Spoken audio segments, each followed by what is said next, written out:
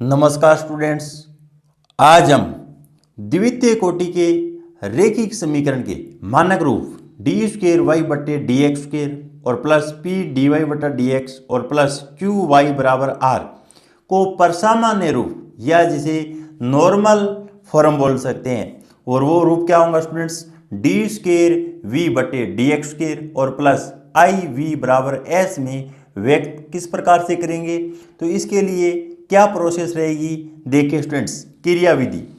सर्वप्रथम हमें क्या करना होगा? देखिए स्टूडेंट्स, डी स्क्वेयर वाई बटा डी एक्स स्क्वेयर का गुणांक क्या है? इकाई बनाते हैं, यही करना होता है हमें। सेकंड स्टेप क्या करना होगा स्टूडेंट्स? प्रथम अवकलज को हटाने के लिए, यहाँ पर ये विशेष ध्यान रखने योग्य बात है स्टूडेंट्स, प्रथम अवकलज को हटाने के लिए हमें क्या करना होगा? u बराबर e की पावर -1/2 समाकलन पी डी एक्स, ये सूत्र स्टूडेंट्स याद रखना होगा। तो इस सूत्र को याद रखने के लिए देखिए स्टूडेंट्स, आईएफ निकालने का सूत्र हम जानते हैं क्या होता है? e की पावर समाकलन पी डी एक्स होता है।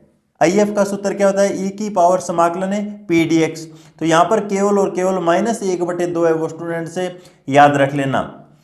और उसके बाद में देखिए फिर परसामान्य रूप डी स्क्वेयर वी बटे डी एक्स स्क्वेयर और प्लस आई वी और बराबर एस में आई और एस का मान रखते हैं, आई और एस। तो यहाँ पर देखिए स्टूडेंट्स, आई का सूत्र क्या होगा? ये सूत्र हमें याद रखना होगा स्टूडेंट्स। इस चैप्टर के अंदर आई बराबर क्यू माइनस पी स्क्वेयर बटे 4 और -1/2 डी पी बटा डी एक्स होगा स्टूडेंट्स। यहाँ पर देखिए पी क्यू और आर का मान द्वितीय कोटि की रेखिक अवकल समीकरण से हम ज्ञात कर सकते हैं। P का मान यहाँ से मिलेगा, Q का मान यहाँ से और R का मान यहाँ से। तो I का मान इस प्रकार से हम ज्ञात कर लेंगे स्टूडेंट्स। उसके बाद में S बराबर क्या होता है? R इंटू ई और उसकी पावर 1/2 और समाकलन पी डी एक्स। तो देखिए स्टूडेंट्स, यहाँ पर S का मान अगर हमें ज्ञात करना हो तो यहाँ पर पॉजिटिव 1/2 और समाकलन पी डी एक्स लिखा जाएगा, जबकि u का मान ज्ञात करना हो तो नेगेटिव चिन्ह आएगा। क्या आएगा? नेगेटिव चिन्ह। और s और r स्टूडेंट्स देखिए यहाँ पर s के साथ क्या आएगा? r लिखा जाएगा। s का अगर मान हमें ज्ञात करना हो तो r लिखा जाएगा। और इसको याद करने के लिए देखिए स्टूडेंट्स, ABCD के अंदर हम r और s का संबंध निकटता का संबंध है, जैसे P Q R S। तो देखिए R और S इस सूत्र के अंदर दोनों के दोनों आएंगे, R और S। तो S का मान अगर हमें ज्ञात करना हो तो R तो लिखा ही लिखा जाएगा स्टूडेंट्स। क्या लिखा जाएगा? R। और P और Q का संबंध रहेगा स्टूडेंट्स। P और Q है वो किसके साथ आएंगे? I का अगर मान ज्ञात करना हो तो Q और P लिखा जाएगा स्टूडेंट्स। अब उसके बाद में देखिए स्टूडेंट्स, यहाँ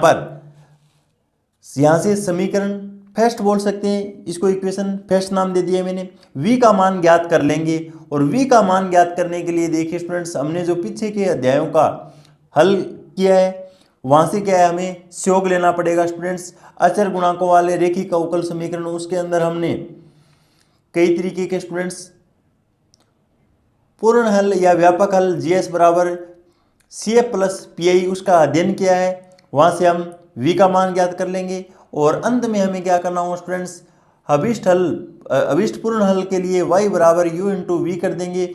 u का हमें मान यहाँ से मिल जाएगा और v का मान स्टूडेंट्स यहाँ से प्राप्त हो जाएगा। u और v का गुणनफल है वही क्या है? हमारा अभिष्ट पूर्ण हल होगा। इस प्रोसेस को समझने के लिए स्टूडेंट्स हम आपकी बुक का एग्जाम्पल फर्स्ट किस प्रकार से हल करेंगे? देखिए स्टूडेंट्स, एग्जाम्पल फर्स्ट जो कि बीकानेर यूनिवर्सिटी के अंदर 2017 के अंदर पूछा हुआ क्वेश्चन है। हल कीजिए X square D square Y बटा डी एक्स स्क्वेयर और -2 X square plus X D Y बटा डी एक्स और प्लस एक्स स्क्वेयर और प्लस 2x और प्लस वाई और 2 और वाई बराबर है 0 दिया हुआ है स्टूडेंट्स। तो अब देखिए स्टूडेंट्स, आपके दिमाग में एक ही बात चल रही होंगी कि प्रत्येक क्वेश्चन के अंदर ऐसा ही लिखा हुआ मिल रहा है, हमें हल कीजिए। तो हमें यहाँ से ये कैसे पता चले कि हमें यहाँ पर परसामान्य रूप या नॉर्मल फॉर्म लगाना है? तो इसके लिए देखिए स्टूडेंट्स, जब तक कोई आपको विधि का नाम नहीं दिया जाए तो आप कौन सा ही मेथड यूज कर सकते हैं? देखिए स्टूडेंट्स, एक क्वेश्चन को हम अनेक मेथड की सहायता से हल कर सकते हैं। तो देखिए स्टूडेंट्स, यहाँ पर जो पीछे हमने अध्ययन किया है इसी चैप्टर के अंदर, उसके अंदर हमें क्या है, सर्वप्रथम पूरक फलन ज्ञात करना होता है। पूरक फलन ज्ञात करने के लिए देखिए स्टूडेंट्स, हमें कुछ कंडीशन का पता होना चाहिए। अगर 1 + p + q = 0 प्राप्त हो रहा है तो y = e⁻x, u का एक मान है वो क्या है, यहाँ पर देखिए स्टूडेंट्स e⁻x होगा। और इसी तरीके से p + qx = 0 हो तो उसका पूरक फलन y बराबर क्या है, x।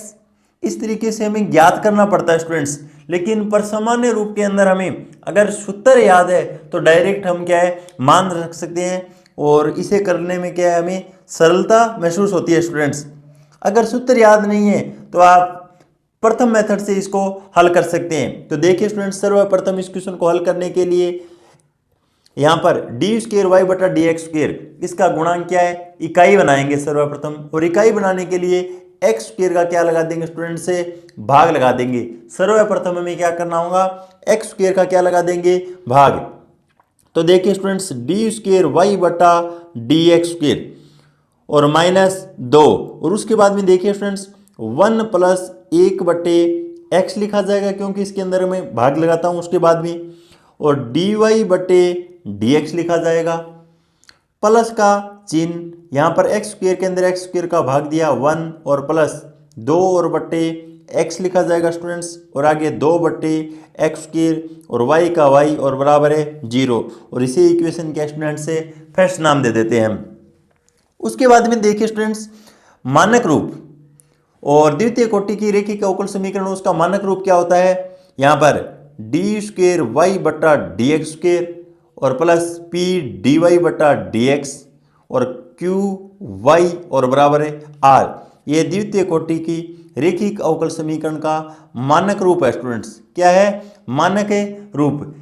अगर इक्वेशन फर्स्ट और इसकी तुलना करें तो यहाँ से देखिए स्टूडेंट्स, p का मान कितना निकल कर आएगा हमारा, -2 1 + 1/x निकल कर आएगा। और यहाँ से q का मान है स्टूडेंट्स वो कितना आएगा, देखिए 1 + 2/x और +2/x² मान निकलेगा हमारा। और यहाँ से देखिए स्टूडेंट्स, r का मान है वो क्या है, 0 प्राप्त हो रहा है हमें।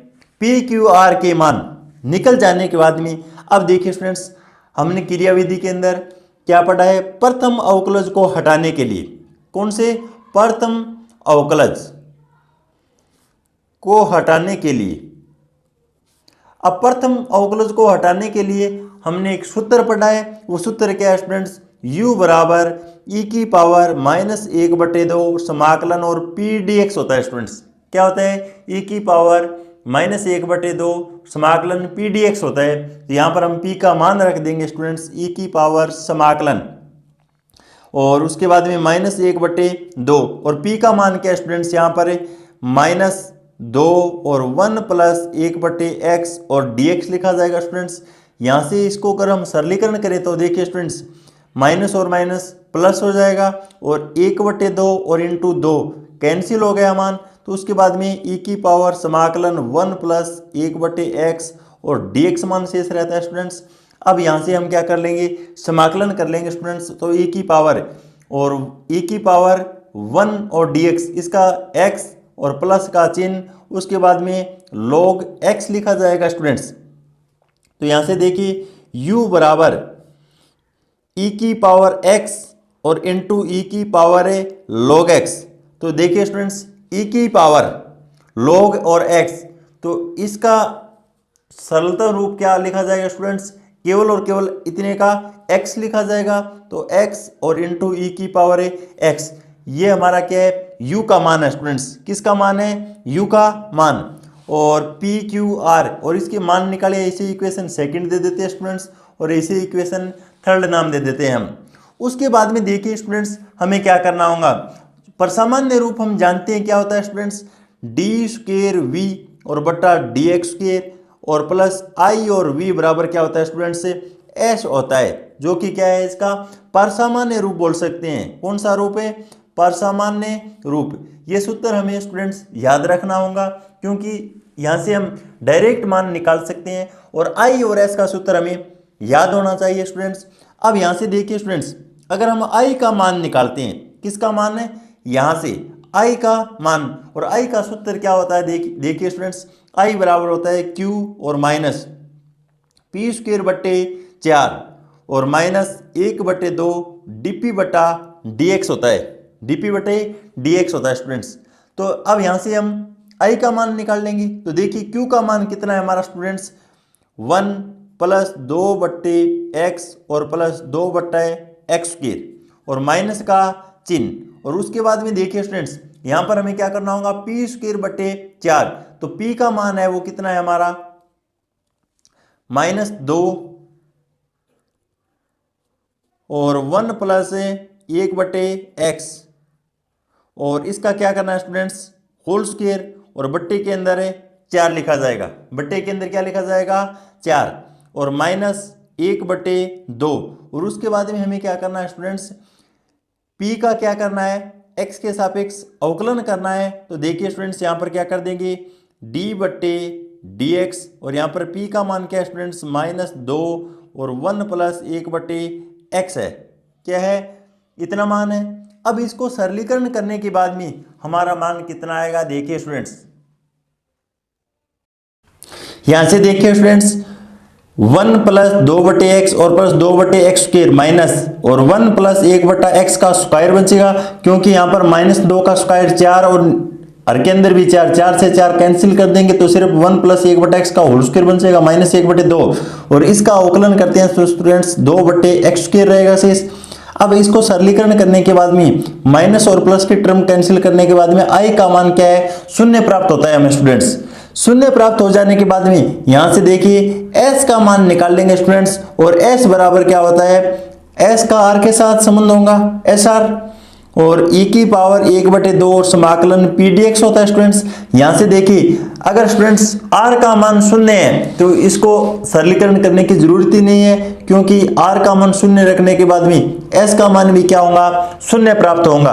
अब देखिए स्टूडेंट्स जो हमने इक्वेशन नंबर 4 पर सामान्य रूप माना है उसके अंदर क्या है, i और s का मान पुट कर देंगे, i और s का क्या कर देंगे, मान है पुट कर देंगे, और मान पुट करने के बाद में हमारा कितना मान आएगा, देखिए स्टूडेंट्स आता है दी गई समीकरण का परसामान्य रूप, और उसके अंदर देखिए स्टूडेंट्स आता है d² v/dx² और प्लस i और v और बराबर क्या है s, इसके अंदर मान रख देंगे i बराबर भी 0 है और s बराबर क्या है 0, तो d² v/dx² और प्लस 0 और बराबर भी 0 प्राप्त होगा।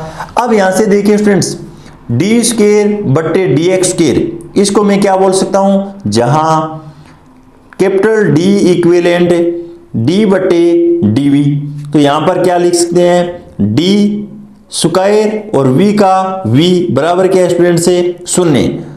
अब देखिए स्टूडेंट्स इसको सरलीकरण करने के लिए हमने चैप्टर 6 के अंदर अध्ययन किया है, इसकी सहायक समीकरण ज्ञात कर लेंगे, और सहायक समीकरण हम यहां पर इस चैप्टर के अंदर स्टूडेंट्स m न लेकर केवल d के रूप में ही गुणनखंड कर इसका हल ज्ञात कर सकते हैं। और चैप्टर 6 के अंदर हमने d को सहायक समीकरण के रूप में कन्वर्ट किया था, m लिया था, तो यहां पर देखिए स्टूडेंट्स क्या कर सकते हैं, सहायक समीकरण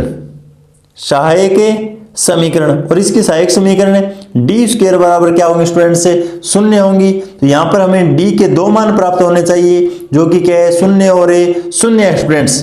तो इसलिए v बराबर इसका हल क्या होगा स्टूडेंट्स से c1 + c2 और x e की पावर यहां पर देखिए m dx लिखा जाएगा स्टूडेंट्स, तो यहां पर या dx बोल सकते हैं, तो यहां पर d के क्या है 2 मान 0 0 है, तो यहां पर 0 और x लिखा जाएगा स्टूडेंट्स। तो इस प्रकार c1 + c2 और x हल आएगा v का मान। अब देखिए स्टूडेंट्स हमने क्या है क्रिया विधि के अंदर अंतिम पॉइंट क्या पढ़ा है, अतः अभीष्ट पूर्ण हल, और वो क्या होता है y बराबर u × v होता है स्टूडेंट्स। u और v के हमने मान ज्ञात कर लिए स्टूडेंट्स, तो y बराबर u का मान कितना है हमारा, देखिए स्टूडेंट्स u का मान हमने निकाला है कितना है x × e की पावर है x है स्टूडेंट्स, और v का मान क्या है c1 + c2 और x, जो कि हमारा क्या है अभीष्ट पूर्ण हल है स्टूडेंट्स। क्या है अभीष्ट पूर्ण हल, तो इस प्रकार से देखिए स्टूडेंट्स, परसामान्य रूप का कोई भी क्वेश्चन हम हल कर सकते हैं। और इसी तरीके से एग्जाम्पल सेकंड देखिए स्टूडेंट्स, एग्जाम्पल सेकंड किस प्रकार से हल करते हैं। क्वेश्चन में यही दिया हुआ मिलेगा, हल कीजिए। ये यहाँ पर देखिए x d बटे डी एक्स और उसके बाद में x dy बटे डी एक्स और माइनस y और 2x dy बटे डी एक्स और प्लस 2y और प्लस x स्क्वायर y बराबर क्या है, 0 दिया हुआ स्टूडेंट्स। ये क्वेश्चन बीकानेर यूनिवर्सिटी के अंदर 2018 के अंदर पूछा हुआ क्वेश्चन है स्टूडेंट्स। 2018 के अंदर पूछा हुआ क्वेश्चन है, 18 और 9 के अंदर पूछा हुआ स्टूडेंट्स, 2009 के अंदर भी पूछा हुआ है।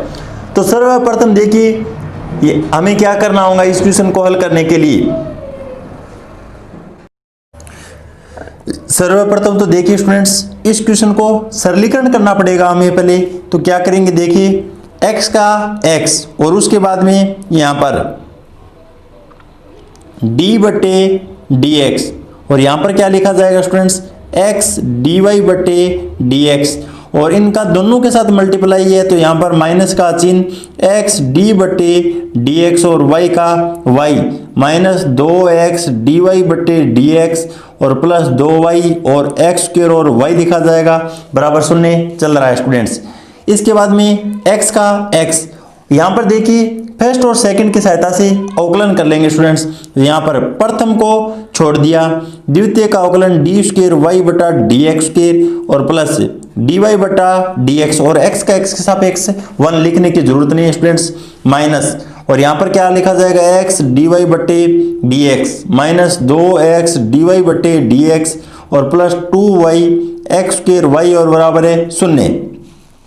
इसको आगे सरलीकरण कर लेंगे, x square D square Y बटे डी एक्स स्क्वायर और प्लस x डी वाई बटे डी एक्स और माइनस x डी वाई बटा D X minus 2x D Y बटे डी एक्स और plus 2y X square Y और बराबर है 0।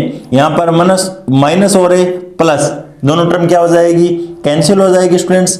आगे देखिए यहाँ पर जो कि हमें X square D square Y और डी एक्स स्क्वायर और माइनस 2x डी वाई बटे डी एक्स और प्लस 2y और एक्स स्क्वायर और y ये रूप प्राप्त हो जाता है सरलीकरण करने के बाद।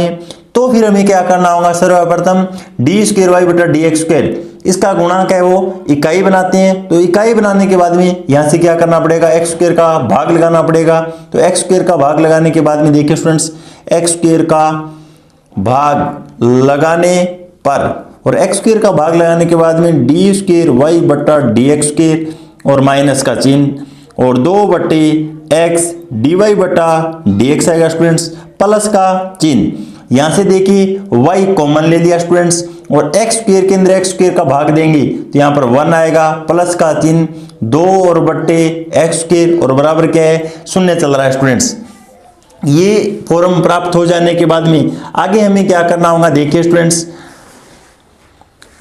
मानक रूप से क्या करेंगे, तुलना करेंगे। मानक रूप से तुलना करने के बाद में यहां से देखिए स्टूडेंट्स P और Q के मान कितने निकल कर आते हैं हमारे, P और Q।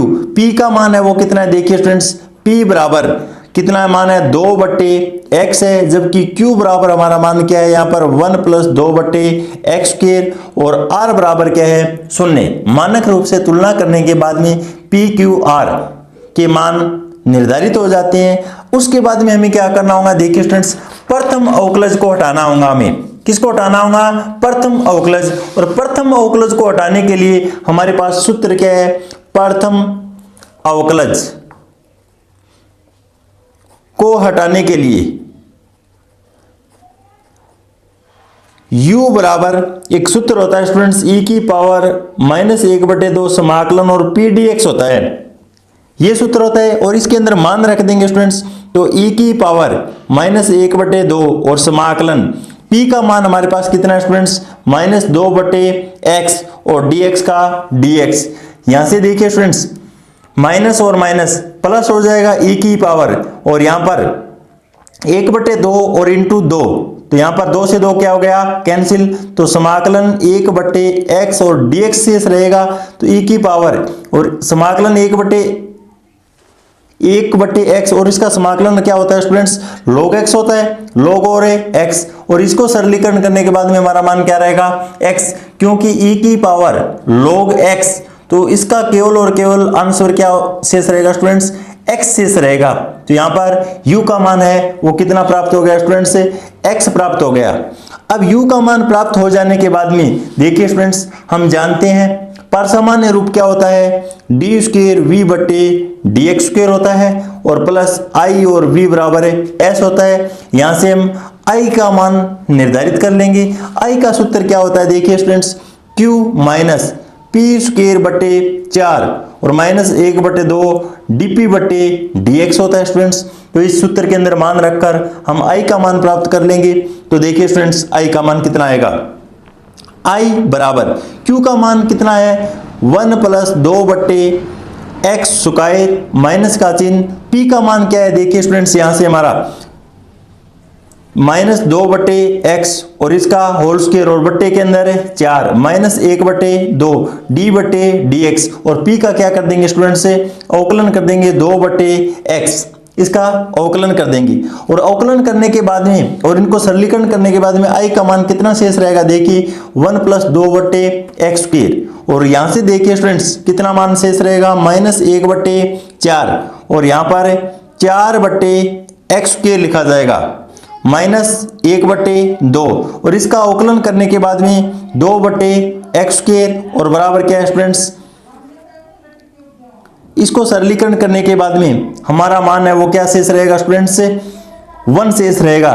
कितना शेष रहेगा, 1। और 1 क्यों शेष रहेगा, देखिए स्टूडेंट्स यहां से 2 से 2 को कैंसिल कर देंगे, उसके बाद में यहां पर 4 से 4 कैंसिल हो जाएगा।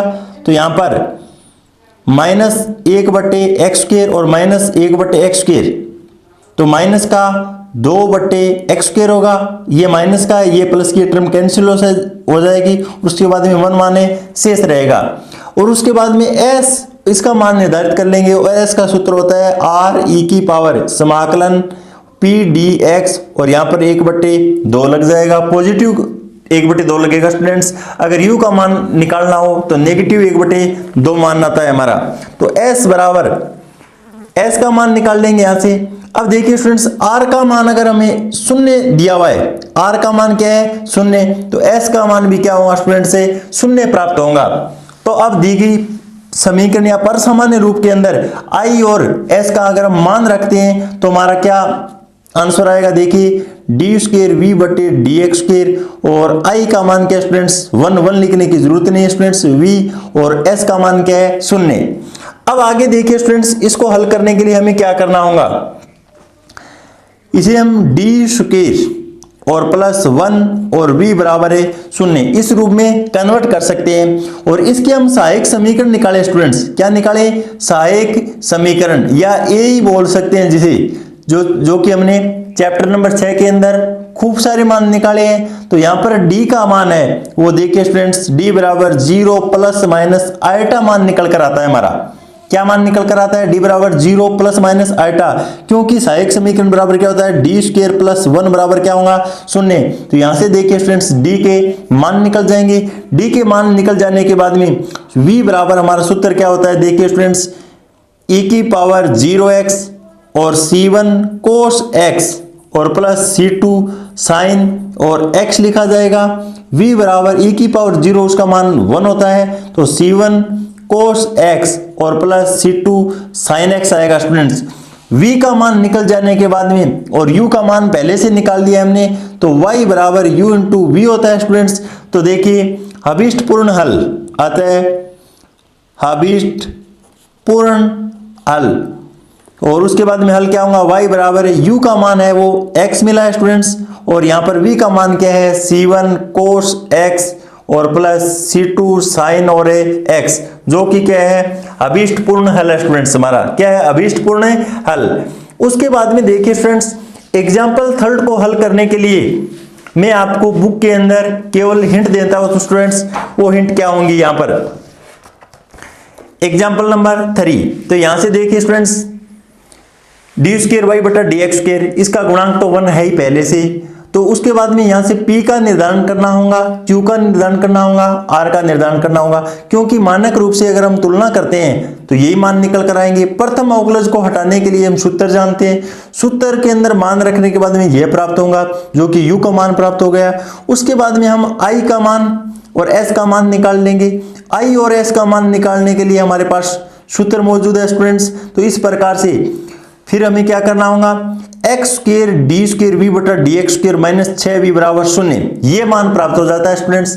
तो ये क्या है, एक समघात समीकरण है। कौन सी समीकरण है, समघात। और समघात को हल करने के लिए हमारे पास क्या हल रहेगा, देखिए स्टूडेंट्स, अगर X square D square V बटा डी एक्स स्क्वायर है, इसको हमने छठे चैप्टर के अंदर डायरेक्ट हम किसके अंदर कन्वर्ट कर सकते हैं, डी और इंटू डी माइनस 1 के अंदर कन्वर्ट कर सकते हैं। किस प्रकार से, देखिए स्टूडेंट्स, हम जानते हैं z बराबर क्या होता है, log x होता है, या फिर हम x बराबर e की पावर z बोल सकते हैं। जहां पर हमें e की पावर z मिलेगा उसको x लिख सकते हैं और x को e की पावर z लिख सकते हैं। तो देखिए स्टूडेंट्स, dy बटा dx बराबर क्या होता है, dy बटा dz और इंटू dz बटे dx लिख सकते हैं इसको।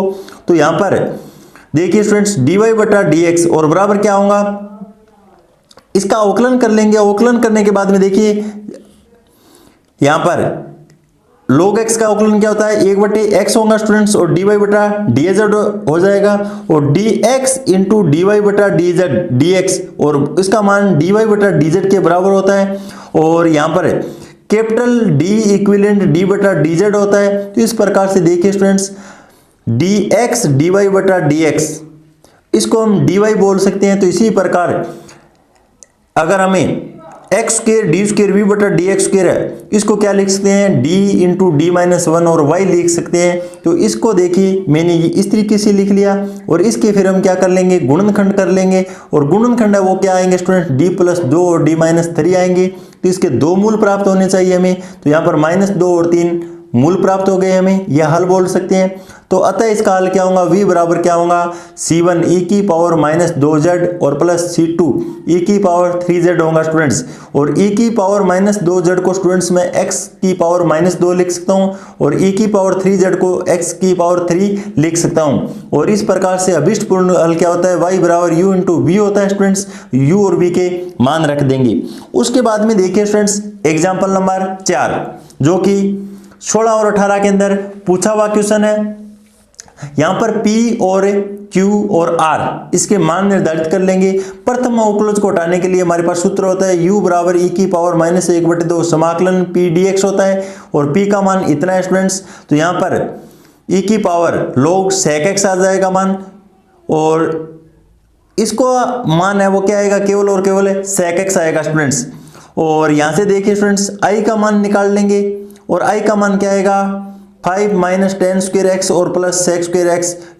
इसका मान क्या स्टूडेंट्स होता है, 1 होता है। तो यहां पर क्या मान शेष रहेगा हमारा, अब देखिए स्टूडेंट्स, अगर हम tan स्क्वायर थीटा के अंदर 1 जोड़ते हैं तो 1 छोड़कर 1 क्या आएगा, सेक स्क्वायर थीटा। तो 1 बराबर हम क्या लिख सकते हैं स्टूडेंट्स, सेक स्क्वायर थीटा और माइनस tan स्क्वायर थीटा। तो यहां से हम मान निकाल सकते हैं स्टूडेंट्स, सेक स्क्वायर थीटा और माइनस tan स्क्वायर थीटा, इसका मान 1 होता है।